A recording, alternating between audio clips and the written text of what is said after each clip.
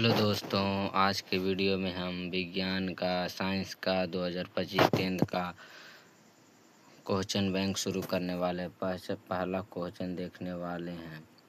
वर्ग 13 से 18 तक वाले तत्वों कहलाती है। इसका आंसर होगा बी। पी ब्लॉक तत्व कहलाती है। पी ब्लॉक तत्व कहलाती है। Answer number 2। क्वेश्चन नंबर 2, निम्नलिखित में से किस तत्व में संयोजित इलेक्ट्रॉनों की संख्या सबसे अधिक होती है? इसका आंसर होगा बी। बी आंसर होगा।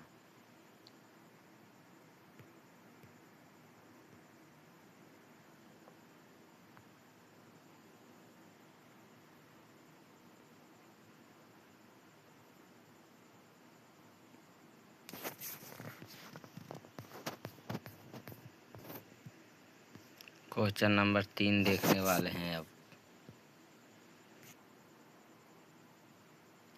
निम्नलिखित में से कौन सा ऊर्जा का प्रदूषण मुख्य स्रोत है? इसका आंसर होगा डी, इनमें से सभी। सौर ऊर्जा भी है, जल वैद्युत ऊर्जा भी है, पवन ऊर्जा भी है। क्वेश्चन नंबर 4, ओजोन परत के अक्षय के लिए निम्नलिखित में से कौन उत्तरदायी है? इसका आंसर होगा D for Devsena, fluorocarbon. Question number 5, आहार और पनडन किस राज्य की जल संचयन अवस्था है? 5 का आंसर होगा ए, बिहार। 6 नंबर क्वेश्चन, निम्नलिखित में कौन सा प्राकृतिक संसाधन है? इनमें से इसका आंसर 6 का होगा डी, इनमें से सभी। 7 नंबर क्वेश्चन, निम्नलिखित में वनों पर आधारित उद्योग कौन सा है? वनों पर आधारित उद्योग कौन सा है? 7 का आंसर होगा डी, इनमें से सभी है। लाख उद्योग है, कागज उद्योग है, लकड़ी उद्योग, इसका आंसर डी होगा, सभी। 8 नंबर क्वेश्चन, हमें किससे उचित मात्रा में आयोडीन प्राप्त होती है? हमें किससे उचित मात्रा में आयोडीन प्राप्त होती है? नमक। बी फॉर बड़की भौजी। 8 का आंसर बी होगा। अब 9 देखने वाले हैं। 9 नंबर क्वेश्चन, तेल लगा कागज होता है। तेल लगा कागज होता है पारभासी। तेल लगा कागज होता है पारभासी। 10 नंबर क्वेश्चन, सूर्य से आने वाली प्रकाश पुंज निम्नलिखित में से कौन है? सूर्य से आने वाली प्रकाश पुंज निम्नलिखित में से कौन है? 10 नंबर क्वेश्चन है। इसका आंसर होगा बी, समानांतर प्रकाश पुंज। 11 नंबर क्वेश्चन, निम्नलिखित में से कौन उत्तल दर्पण में बना काल्पनिक प्रतिबिंब होता है? 11 नंबर के क्वेश्चन नंबर का आंसर होगा बी फॉर बड़की भौजी, सीधा एवं छोटा। उत्तल दर्पण में से बना काल्पनिक प्रतिबिंब सीधा एवं छोटा होता है। 12 नंबर क्वेश्चन, निम्नलिखित में दर्पण सूत्र कौन है? निम्नलिखित में दर्पण सूत्र कौन है? इसका आंसर होगा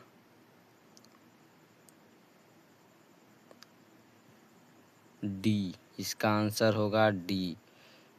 नहीं जना रहा है तो हम इन्हें लिख देते हैं। I बराबर V प्लस IU बराबर IF।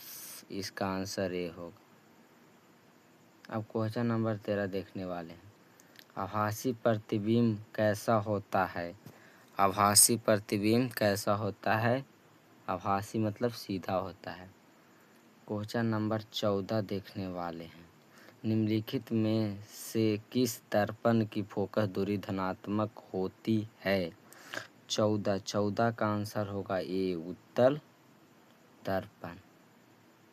अब हम 15 देखने वाले हैं क्वेश्चन।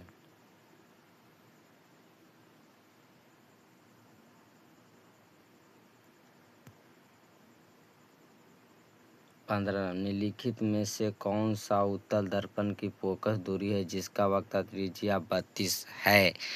वक्र त्रिज्या फोकस दूरी की कितनी होती है, आधी होती है। तब 32 सेमी है, तब 15 का आंसर होगा डी। +16 हम क्या बोले थे कि आधी होती है। 16 नंबर अब क्वेश्चन देखने वाले हैं। निम्नलिखित में से आवर्धन शीशा मैग्नीफाइड ग्लास कौन सी है। आवर्धन शीशा होती है 16 का आंसर होगा सी, उत्तल लेंस। 17 नंबर क्वेश्चन देखने वाले हैं। हार्मोन जो किशोरों में यौवनावस्था के लक्षण को नियंत्रण करता है वह है 17 का सी, टेस्टोस्टेरोन सी। 18 नंबर क्वेश्चन देखने वाले हैं। सुरक्षित गर्भपात भ्रूण की किस अवस्था में होती है। सुरक्षित गर्भपात भ्रूण के किस अवस्था में होती है। 18 का आंसर होगा बी, अंग निर्माण। 19 नंबर क्वेश्चन। निम्नलिखित में कृत्रिम परिस्थितियों तंत्र कौन सी है। 19 का आंसर होगा डी, इनमें से सभी। पार्क, जल जीवशाला, फुलवारी, इसका आंसर होगा डी। 20 नंबर को कौन से पदार्थ का अपघटन पर्यावरण में नहीं हो सकता है। अपघटन पर्यावरण में नहीं हो सकता है, इसका आंसर तो नॉर्मल सी है, प्लास्टिक का अपघटन नहीं होता है, इसका आंसर होगा डी। 21 number question. सही आहार श्रृंखला है। सही आहार श्रृंखला है घास, हिरन, शेर, इसका आंसर होगा D, D4 C4। 22 number question. जो पदार्थ जैविक पराक्रम द्वारा अपघटन हो जाते हैं उसे क्या कहते हैं। 22 का आंसर होगा सी, जैव निम्नीकरण योग, इसका आंसर होगा आंसर नंबर सी।